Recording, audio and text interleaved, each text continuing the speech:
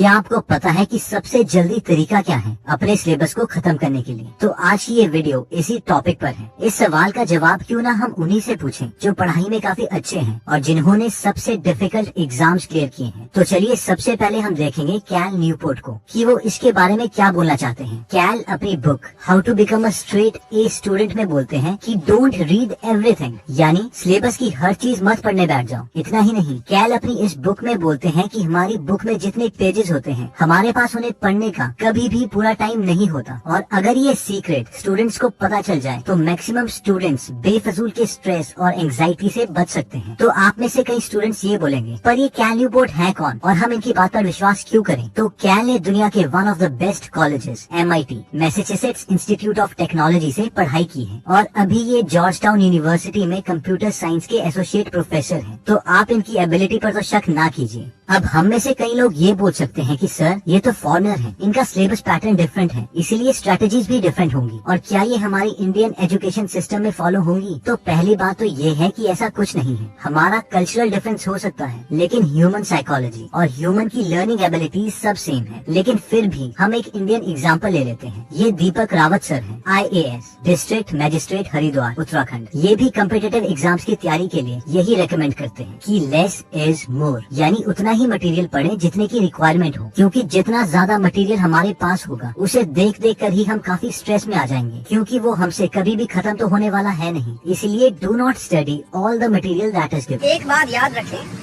कि less is more. मेरी सलाह मेंस देने वालों को इतनी है कि आप घिरे हुए मटेरियल से, इग्नू का मटेरियल है, इंटरनेट पे मटेरियल है, तमाम कोचिंग्स हैं, तमाम गाइड्स हैं, आपको ज्यादा से ज्यादा जो आंसर लिखना होगा कितना होगा? हो सकता है 250 वर्ड्स का हो। मेरे टाइम पे तो मेंस में इतने लंबे आंसर हुआ करते थे। हो सकता है 300 का हो। इतना सब कुछ पढ़ के आपको एक अच्छा content, rich in facts, very reasonable और सिंपल आंसर लिखना है। ये आप कब लिख पाएंगे? जब आपकी पढ़ाई लिखाई की सामग्री इतनी ज्यादा ना हो, लिमिटेड हो और आपके आंसर की क्वालिटी अच्छी हो। तो हमेशा याद रखिएगा, less is more. Thank you. एक और एग्जांपल ले लेते हैं रोमन सैनी का। रोमन सैनी ने AIIMS all Indian institute of medical sciences से MBBS की है और IAS भी क्रैक कर चुके हैं। रोमन बोलते हैं कि एक साल में हम 5000 पेजेस से ज्यादा नहीं पढ़ सकते। तो इसका मतलब है कि आपको अपने मटेरियल को कम करना पड़ेगा, चाहे एक्स्ट्रा बुक्स को डोनेट कर दो या फिर रद्दी वाले को दे दो, क्योंकि अगर हमने अपने पास कुछ एक्स्ट्रा ही मटेरियल रखा है तो वो हमारी मदद नहीं करने वाला, बल्कि हमारी एंजाइटी और स्ट्रेस लेवल ही बढ़ाएगा। The room looks like a garbage can. There are 10,000 books. You also know, I also know, it is virtually impossible to read more than 5,000 pages in 1 year preparation time. If a book has 1,500 pages and if there are 10 books lying around, it is impossible that you read them or remember them. So rather than creating a garbage in your house, just throw them away, just burn them, just give them for donation, just sell them to रद्दी वाला। अरे उनका क्या अचार डालोगे? क्यों किताबों का कभी सिलेक्शन होने वाला तो है नहीं।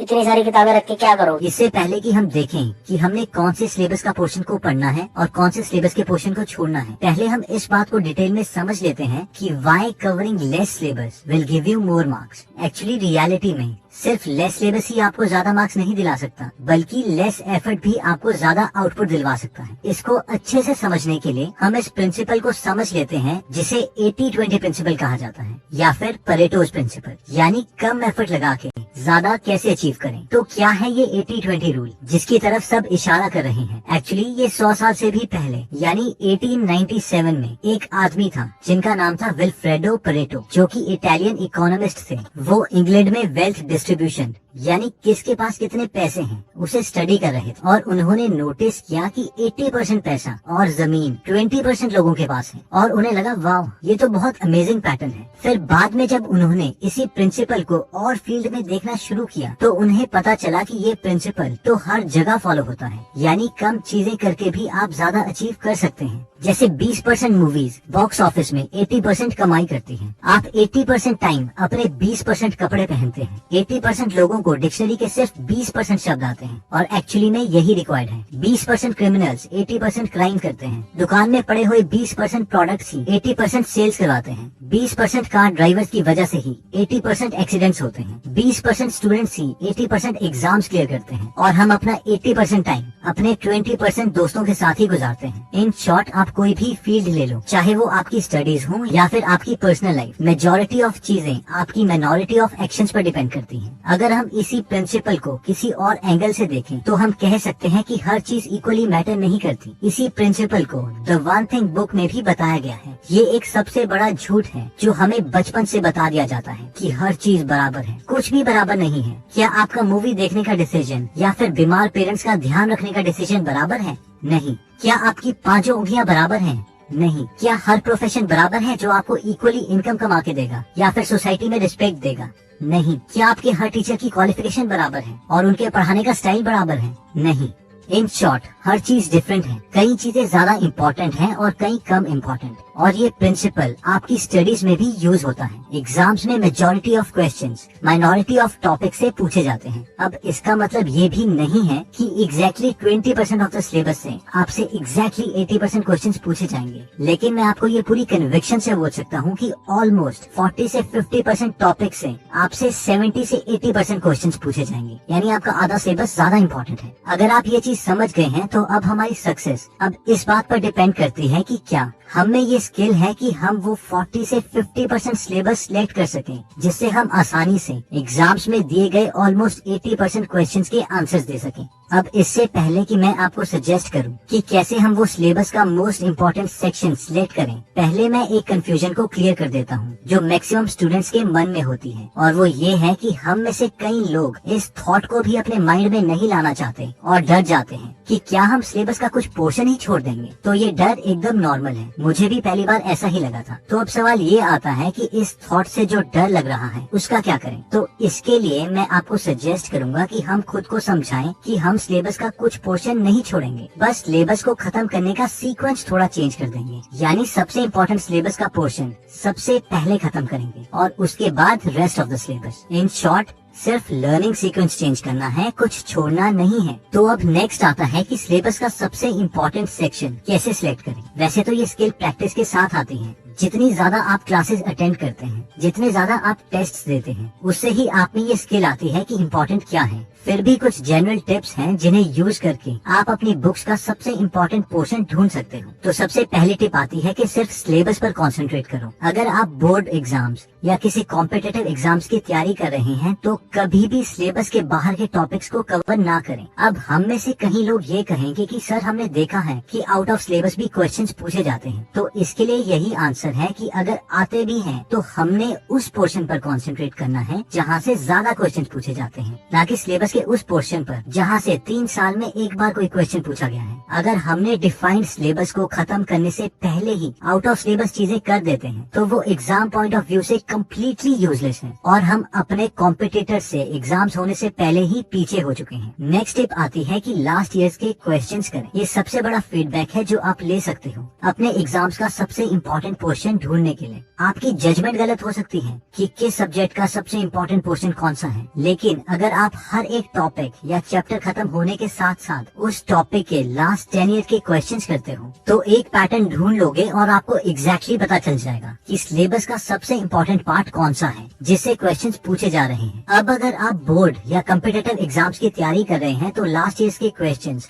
जो पहले से ही चैप्टर वाइज दिए गए हैं उन्हें मार्केट से खरीद सकते हैं या ऑनलाइन डाउनलोड कर सकते हैं, या फिर अगर आप स्कूल में हो तो लाइब्रेरी से या सीनियर से क्वेश्चंस पेपर मांग सकते हैं और उन्हें चैप्टर वाइज कैटेगराइज करके प्रिपेयर कर सकते हैं। नेक्स्ट स्टेप आती है कि स्कूल टेस्ट्स को दो। हमारे टीचर्स या प्रोफेसर्स जिन्हें बहुत सालों का एक्सपीरियंस है ये जानते हैं कि सिलेबस का सबसे इम्पोर्टेंट पार्ट कौन सा है। इसीलिए जब हम स्कूल टेस्ट या कॉलेज टेस्ट देते हैं तो उसमें आपको सिलेबस के इम्पोर्टेंट क्वेश्चंस ही मिलेंगे। नेक्स्ट आता है कि एक अच्छे इंस्टीट्यूट के मॉक टेस्ट ज्वाइन करो। अगर हम किसी कॉम्पिटिटिव एग्जाम्स की तैयारी कर रहे हैं तो अपनी फील्ड के पिछले 5-10 साल के टॉपर्स के इंटरव्यूज पढ़ के हमें पता चल जाएगा कि टॉपर्स ने कौन से इंस्टीट्यूट से मॉक टेस्ट दिए हैं। बस हमें भी उसी इंस्टीट्यूट के मॉक टेस्ट देने हैं। मॉक टेस्ट आपका फाइनल एग्जाम नहीं है, इसलिए अगर आपका सिलेबस खत्म नहीं भी है तो भी आपको मॉक टेस्ट देने हैं और घर आके उन्हें एनालाइज करना है कि किस टॉपिक से ज्यादा क्वेश्चंस पूछे जा रहे हैं। अगर हम अच्छे इंस्टीट्यूट के मॉक टेस्ट दे रहे हैं तो बहुत ज्यादा चांसेस हैं कि हम उन्हें सॉल्व करने के लिए सबसे ज्यादा इम्पोर्टेंट सेक्शन ही प्रिपेयर कर रहे होंगे। तो दोस्तों, इस वीडियो में हमने देखा कि हर चीज इक्वली इम्पोर्टेंस नहीं रखती है, ना ही आपका हर चैप्टर और ना ही उस चैप्टर का हर एक टॉपिक। बस हमने